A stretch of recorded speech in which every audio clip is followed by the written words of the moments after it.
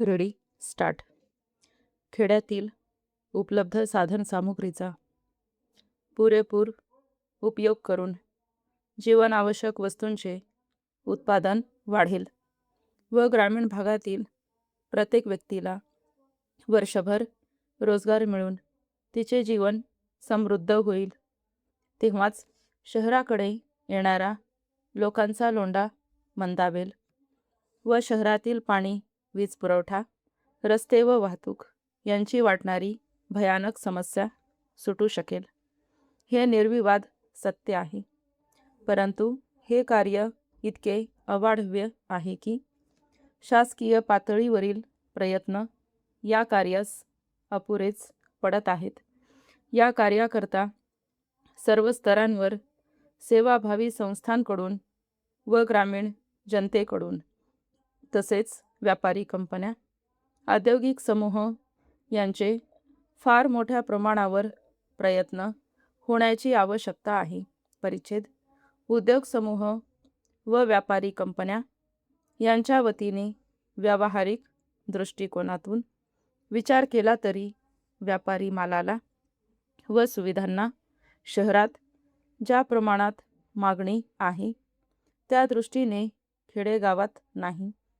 याचे कारण खेड्यातील लोकांचे राहणीमान सुधारल्याशिवाय त्यांच्या गरजा वाढणारच नाहीत. जीवनावश्यक दैनंदिन गरजा भागविण्यासाठीच लोकांना अजून भरपूर प्रमाणात रोजगार मिळत नाही. उपलब्ध असलेल्या साधनांची उत्पादन क्षमता वाढविण्याकरता कशा प्रकारे उपयोग करावयाचा याचे तांत्रिक ज्ञान व त्याला लागणारा पैसा आज ग्रामीण भागात नाही.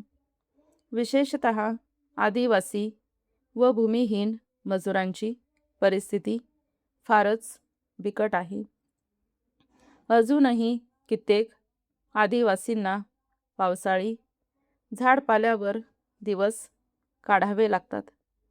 पिढ्यानपिढ्या सावकारी पाशात अडकलेल्या लोकांच्यात अजून स्वतः प्रयत्न करून आपला विकास साधण्याच्या बाबतीत मानसिक वैफल्य आहे. त्यांच्यात एक प्रकारचा विश्वास निर्माण झाला पाहिजे. परिच्छेद.